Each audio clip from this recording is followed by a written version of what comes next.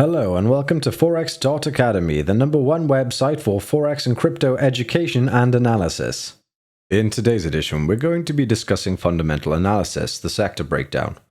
When trading currencies, which are always traded in pairs, you are effectively trading the economic worth of one country over another, and a country's economic value is theoretically defined by its current exchange rate. Although some currencies are bought and sold based on supply and demand, and where certain currencies are also being traded on perceived market risk-on and risk-off events. Therefore, in order to be an effective trader, you should have a good general knowledge and understanding of the economic situation pertaining to both countries within the pair you are trading. Even though you might be planning to only trade currencies on a technical analysis basis, by having a good understanding of the economic state of both countries in the pair that you are trading or thinking of trading, it will give you an overall edge if you are up to speed with the economic state of both of those countries. This is why fundamental and technical analysis really go hand in hand. Simply put, the more you know and the more you understand, the more chance you will have of stacking the odds in your favor when it comes to pulling the trigger on your trades. In order to gauge a country's economy, we must first break it down into sectors. The most important being gross domestic product, including factors that contribute to the GDP, such as the trade exports, personal consumption, business investment, and government spending. In other words, it measures the total output of economy. Another sector would be the percentage of employment within the population, including cyclical and other fluctuations of unemployment and the relevant financial cost to the government thereof. Another sector would be natural resources and technology, and more importantly, the exportation of these to other countries. Other intellectual activities including education and research, which all add value to a country's economy in one form or another.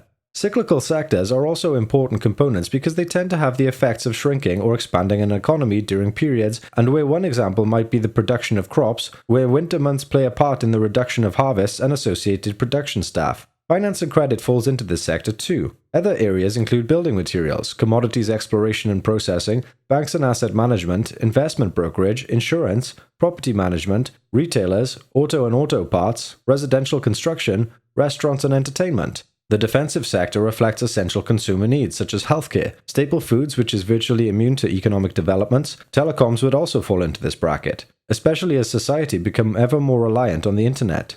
Oil and gas producers, service equipment, aerospace and defense firms, designers and developers of computer operating systems and software firms fall into this area too. Sensitive sectors fall between defensive and cyclical and are not immune or acutely affected by economic shifts. Here we would include real estate, capital markets, the production of chemicals, and also commodities.